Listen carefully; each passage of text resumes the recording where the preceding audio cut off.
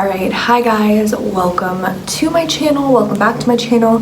For those of you that don't know me, my name is Kylie. I am a licensed esthetician, a certified medical esthetician, and also the owner of Skin Facial Spa in Largo, Florida. I know I usually say that I'm a licensed medical esthetician, but the more I looked back on my videos, I'm like, that actually isn't a real thing. I'm actually certified medical esthetician, not licensed, so I'm gonna try to start saying the proper thing. Alright you guys, so for today's video we are going to be talking about overhyped skincare brands and overhyped skincare products. These are all brands that I just, in my professional opinion, I don't agree with their ingredients or certain things that they do, and I believe that you should not buy them. But again, that's just my professional opinion. So if you already use these products and you love them, I'm not trying to tear anyone down, but I do think that there are better products out in the market and maybe you just don't know that. So hopefully this will just be informational and educational. Some of these brands I just truly 110% hate with my whole heart and soul, and I really hope that you guys aren't using them, and if you are, that you'll stop using them after this video.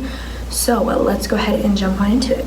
Okay, so first up on my list is Kylie Skin, and kind of a coincidence that we have the same name. Funny story before I get into this brand. So for those of you that don't know, Kylie Skin is Kylie Jenner's skincare line that she came out with. And when Kylie Skin first came about and it came out on the market, I was so upset. Not for any other reason. I didn't even know the ingredients or the products or anything, but that was originally going to be my spa name, actually, was Kylie Skin. So, unable to use that, even though it's spelled differently. But anyways, let me tell you why I think that Kylie Skin is very overhyped. First of all, of course, Kylie Jenner is a celebrity. A lot of people love her because she's beautiful, and you know, a lot of people know her from Keeping Up with the Kardashians, and of course she's done a million other things besides that. Now she's a billionaire, which is amazing, but the ingredients in Kylie Skin are just not good. A lot of her products contain fragrance and alcohols, which in general are just very drying, irritating, and not at all beneficial to the skin. I've looked at a couple of her different products ingredient lists and I was not impressed. I found nothing that would be beneficial. So all of these brands that I'm going to be talking about today, you can probably use them if you have very normal skin. So if you have no skin conditions, you have no concerns with hyperpigmentation, acne, fine lines, like you just have quote unquote perfect skin, which isn't possible. And even then, it's like these aren't going to benefit your skin in any way, but they won't probably irritate your skin if you're not sensitive, acne prone, or deal with any specific skin condition. But I just think that nobody should be using these no matter what. So that's just as far as I will go with Kylie Skin. I think she just profits off of being a celebrity and doesn't actually know the science behind skincare ingredients and products and what's good and what's not. And obviously she didn't make these products herself. She had a team do it for her. You know, she's rich enough that she can hire a bunch of chemists and all this stuff, but so she really has no involvement with her actual brand, I feel like. I mean, I'm sure she plans like what kind of products she'd like to come out with, but I just don't trust her opinion on ingredients, and I think that it's just really overhyped just because she's a celebrity. Alright, next up on my list is the brand The Ordinary, and I have made a whole video about The Ordinary on my channel, so if you guys are really interested in that brand and want to know all the tea and the ins and outs, go watch that video. And I don't hate The Ordinary. I actually like a lot of their products, but I feel like this is just an unsafe brand for someone who is beginning in the skincare world and for someone who is not a professional. Reason being, and I kind of went more into depth about this in that video, but reason being, the products are very strong, they're very potent, they contain mostly active ingredients and no inactive ingredients, which the perfect formulation of a product contains both actives and inactives so that the actives can work better and that they won't irritate your skin, dry your skin out, or anything like that. So you really need that balance of that really good formulation. Ordinary doesn't have that. Ordinary is pretty much all active ingredients, which can be really irritating, especially if you have sensitive skin. Another reason why I think The Ordinary is pretty overhyped and why I don't think you guys should be using it, unless of course you have a professional to guide you on what products from The Ordinary you should be using. is because it's very easy to over-treat your skin. So since, like I said, the formulations are very uneven, a lot of people are just layering all their different serums and all their products. They're using their chemical peeling solution like every single day. Over exfoliating the skin is definitely a huge thing when it comes to The Ordinary. So a lot of over exfoliating, which is going to lead to dry skin, irritated skin, possibly like itchy rashes, dermatitis, and a damaged moisture barrier, a damaged acid mantle, which is really important if you want healthy and hydrated skin. You're going to have a lot of skin condition problems going on if you over exfoliate. So I know for me, before I was an esthetician, I was using The Ordinary a lot, which we love because it's really affordable and they have ingredients that sound very scientific and a lot of different acids and whatnot. So I was using The Ordinary too. I kind of fell into that little trap for a while, and my skin was so over exfoliated. I was breaking out so bad. I was so dry, flaky, and my moisture barrier was so damaged because I had no idea. And I was using like niacinamide and zinc and hyaluronic acid and lactic acid and glycolic acid all in one night, which is terrible. And now that I'm a professional, I know that, but a lot of people who are beginning in skincare don't know that. So I feel like that is why the brand The Ordinary is a little bit overhyped. All right, the next brand I want to talk about, which I feel like we have progressed so much with this one. A lot of people have, heard the word about this product, but a lot of people don't know, especially men. I've had so many men come to me and be like, this is what I use, is it good? And I literally die a little bit inside each time someone says that to me. So it has to be said, we're saying it right here, right now, St. Ives. This one just makes me feel things, not in a good way. So St. Ives obviously got really popular because of their apricot scrub, whatever the heck it's called. And I hate that. And I hate that a lot. And I don't even want to talk about it because I hate it so much. But I feel like the skincare world has progressed a lot, and I've been seeing a lot of people really know the truth about this stuff, which is amazing, and I'm so glad. But I'm sure there's some people out there that don't know, so I feel like I have to mention it. So the St. Ives apricot scrub has walnut seed shells in it and all these other ingredients that are just really abrasive. The St. Ives apricot scrub in particular has been known to create micro tears and abrasions in the skin.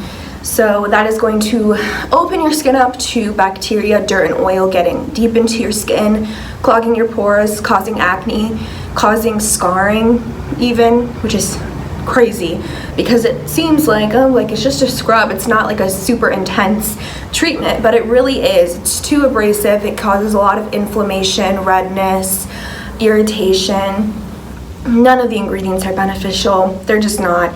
It's just too much, and I really hate it, and I really want everyone to just ban St. Ives apricot scrub from your lives forever. Like, forget it ever existed, because I would like to. I would really like to. All right, next up on my list, I have the brand Thayers. I think that's how you pronounce it, but I'm horrible at pronouncing things, so don't trust me with that part.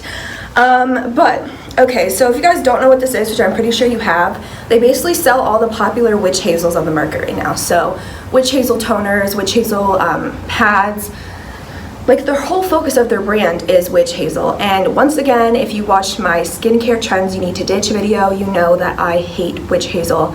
But I just want to recap this, of course, for the sake of the brand. I don't think this brand should be just existing. I mean, maybe it could be a good brand, but all of their products, literally all of their products, contain high amounts of witch hazel. So for those of you that don't know, witch hazel is an astringent, which means it completely strips your skin of all of its oils, whether that's natural oils or excess oil production. So a lot of people use it because they think if they have oily skin and acne prone skin, they need to get rid of the oil in the skin. But you do have natural oils for a reason. It's meant to protect your skin from so many different things. So you just don't want to use an astringent, especially every day. People are using this like morning and night, and I'm just like, oh my gosh. Almost every client I've ever had, I'm like, what do you use for toner? They're like, witch hazel. And I'm like, this explains a lot, ma'am. This explains a lot. So Witch hazel is very, very, very drying. It's going to completely destroy your moisture barrier, your acid mantle, which we need intact. We need that protected because that protects your skin from everything. So it's overly drying, it's overly stripping of all of your natural oils in your skin, which are there for a reason to protect you. So please do not get rid of them. Even if you're oily, opt for a hydrating toner. It's much better for your skin. It's going to be a lot more beneficial. None of the ingredients in witch hazel are necessary. In witch hazel toners, they're not necessary. They're irritating, especially if you have sensitive skin. It's going to be just a nightmare for you. Even if it hasn't caught up with you yet, as you get older, it's going to catch up with you. It's going to progress and it's going to get really bad, and you're going to notice it. Maybe not right away. A lot of people don't notice it right away. A lot of people do, especially if you're sensitive and you're already dry and you're just like stripping your skin of everything it needs. But as you get older and it starts to progress, you will notice how it's affecting your skin if you haven't already. So that is why I think theirs is overhyped. Not even necessarily the brand, just witch hazel in general, but this is a very common brand that you will see in drugstores selling witch hazel products. In like every product they have witch hazel, and I'm just like, why? The next brand on my list is Mario Badescu, and a lot of people are gonna hate to hear this because I know so many girls use Mario Badescu, but I'm just gonna be real with you guys. Yes, the products are affordable, which is the same thing with The Ordinary. The products are affordable, and that's not to say that you cannot get good skincare products at an affordable price. So just PSA, if you guys do want an affordable skincare line, of course, I think that professional lines are better. They're more effective, they're more beneficial, they have better ingredients, which is why they are pricier. But I understand that not everybody can afford to invest in a whole professional grade skincare line. So if you are looking for an affordable skincare line, please go with CeraVe. That is my favorite.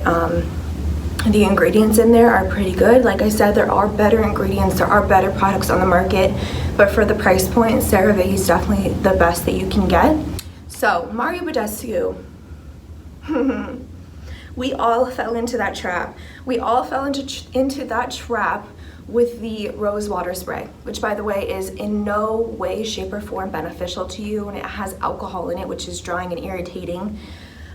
It's just not beneficial at all. I mean, I'm sure it feels nice to spritz on your face, but you can find facial mists that are actually have beneficial ingredients in it. So overall, it's just a no. It's drying for one, and for two, it's not doing anything. As with a lot of their products, their face masks, not good ingredients. Their cleansers, they're okay, not really that great. But you know, when you're paying that price point, why wouldn't you not pay like a couple dollars more, or even switch to something like CeraVe, which is a lot more beneficial than Mario Badescu. Overall, the ingredients are just not beneficial, so why would you even waste your money? Even though it is more affordable, it's still your money, so don't waste it on things that are not going to be beneficial to your skin. And it's definitely so overhyped. Those rose water sprays were the most overhyped thing of like my entire adolescence, honestly. All right, the next overhyped skincare brand I want to talk about is the brand Glam Glow. So Glam Glow is sold in Sephora stores and obviously on their Glam Glow website, I believe. So Glam Glow, definitely so overhyped, you guys. And I believe Glam Glow was like the first brand that really hit the market with peel-off masks, and specifically glitter peel-off masks, which if you guys watched my skincare trends to ditch video, you know how I feel about peel-off masks and glitter peel-off masks. If you guys haven't seen that video, 10 out of 10 recommend you guys go watch that, because I'm sure a lot of you are doing the trends that I mentioned in that video, which are horrible for your skin. So quick little recap on why I hate peel-off masks and glitter peel-off masks and why Glam Glow is on this list. So peel-off masks contain ingredients in it that make up glue. So it's literally the ingredients that make up like an Elmer's glue or like a super glue are in the mask. Like, would you put glue on your face? I don't think so. Very drying, very irritating, dermatitis, clogged pores, just everything you don't want. And they're too harsh. I mean, you're tugging, you're pulling on your skin, you're making your skin more prone to fine lines and wrinkles, and just a lot of irritation, dryness, just a lot of abrasiveness, and it's not gentle and it's not beneficial. The ingredients in it are not beneficial. Any ingredients that would be beneficial in a peel-off mask are so low on the ingredients list that it's like they're basically not even there, because the concentration and the molecular level is so small that it's literally not there. Like, they might as well have not even put that on the ingredient list, but they want to make you guys feel like there's like really nice ingredients in it, but when they're that low, they're basically not even there. Glitter peel off mask, same thing, but in addition to all those things I just mentioned, they also have glitter in them, which glitter is a huge particle. Even if it doesn't look like it for your skin, it's a huge particle. It can cause micro tears and abrasions in the skin, which is gonna open your skin up to bacteria, which is gonna lead to acne and also, like I said, irritation, dryness, dermatitis, damaged moisture barrier, just all things bad. So that is why I think Glam Glow is really overhyped. I know the masks are beautiful, they are gorgeous, and there's no denying that. But sometimes just because something's pretty, just like if something has pretty packaging, like Kylie Skin, Mario Badescu, Glam Glow, all these brands, I'm sure they have beautiful packaging, but it's really about what you're putting on your skin, and we really need to start being more cautious about what we're putting on our skin, looking more deeply into ingredient lists, and not falling into the hype of what people are posting about on Instagram if they're not professionals, or the packaging, or the look and the color, or the glitter in a product, because it's just not good for your skin at all. You guys, I promise we are almost done. I'm just now realizing how long this list is, but it's like, this is reality, and it's scary because a lot of people who don't know skincare are like just buying things because they think it's okay, and it's just really crappy that people are putting crappy products on the market. Like, that really makes me mad. That's why I'm coming out with a skincare line for you guys.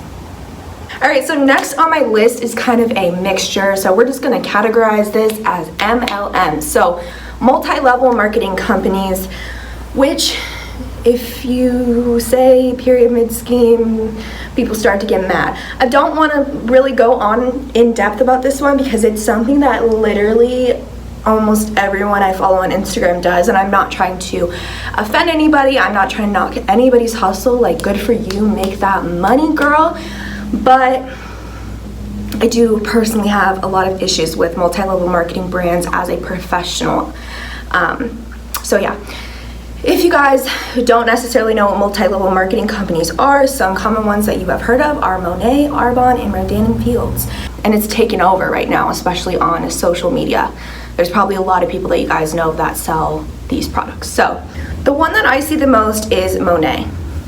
And Monet sells hair care and skin care, and maybe some supplements as well. I'm not entirely sure, because my main concern when I saw this brand was the skincare, obviously. Again, I don't want to go really in depth about this because my goal is not to take away business from anybody or offend anyone or knock anyone's grind or hustle. Like, we're all on our own journey, and it's great. I mean, go you. I'm like scared to say anything because I really don't want to offend anybody. So from my research as a professional, remember, I am a licensed esthetician. I went to school for a full year learning about the skin and products and ingredients and all that, and after I graduated school, I did more extensive research, and I'm still doing it every day because this industry is forever changing, and there's always new technology and ingredients that we're learning about, and I take pride in doing a lot of self-education on my own just to stay in the loop, you know? So, from my research on Monet skincare products, the ingredients are just not good. And there may be some beneficial ingredients, yes, but again, we talk about where they lay on the ingredient list. Are they at the top or are they at the bottom? Another main problem that I have with these multi-level marketing companies is that anybody can do it. Which, as someone, if I'm trying to like put someone to join my company, that's like a really good marketing strategy. Like, anyone can do this, you know? But as a professional, I wouldn't say it necessarily offends me, but it just kind of grinds my gears because I went through a lot of extensive training and a lot of schooling to know what I know about the skin and how ingredients interact with the skin. So it does bother me a little bit, I guess, that anybody can do it. So it's like, what? I mean, I know they read information and they go to like Zoom meetings, and I'm sure they learn something, but it just, to me, it feels very scammy, and I don't know. I'm scared to say anything else, but again, this is just my personal, professional opinion that I feel like the only people who should be selling skincare products are licensed skincare professionals that have an extensive knowledge on products, ingredients, and the skin in general. And that's just how I feel about it. That's not to mention how many lawsuits they've had with their hair products. I haven't seen any about their skincare products, which is really good, but I'm just not a fan. That's just how I feel. I think it's a little overhyped. Nobody come for me, please. I'm really sorry, but it's just how I feel. All right, the last two I'm kind of just gonna categorize together because I feel like it's a little bit of a similar issue that I have with them, and that is Tatcha and La Mer. So you can find both of these skincare brands in Sephora, and they are very prestige, very high-end products. I mean, La Mer products, I'm pretty sure their cheapest product is like $100. Like, all of their products are like over $100, which is insane for skincare.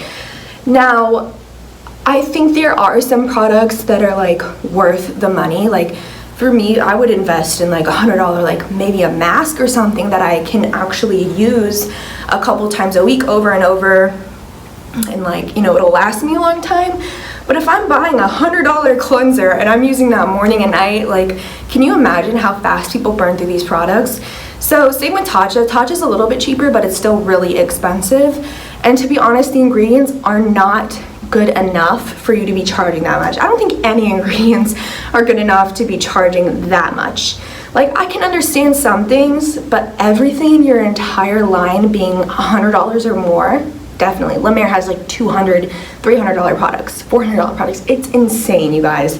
So it's just not worth the money. Like, there are so many different skincare lines out there that you can get for half of that price, and they're still really effective and contain ingredients that are really beneficial. The ingredients in this, some of them are okay, but a lot of them include fragrance and just irritating stuff. It's just like, why are you charging this much? I know a lot of people, like, I see a lot of YouTubers use this stuff, and it's like, I don't think they actually know why they're using it. I think they just want to be a little bougie, which is fine. You do you, but it's like, the average person cannot afford these products. And if you feel like you have to buy the most bougie, expensive skincare products, you do not. Trust me. There are so many better lines out there. All right, you guys, that concludes today's video on overhyped skincare brands. I hope I helped you out a little bit, educated you. And of course, if you guys want direct product recommendations and for me to curate a routine specifically for you, you are able to come in for a facial, and a consultation is included in that. And we can definitely get you on the right track with the right products. I'll leave my website in the description box. You can book online, or you can DM me on any of my social media accounts, and I will hook you up with an appointment. Your first appointment is, I'm like running out of breath. Your first appointment is 25% off and also includes a free hydro jelly mask. Thank you guys so much for watching, and I will see you guys in my next video.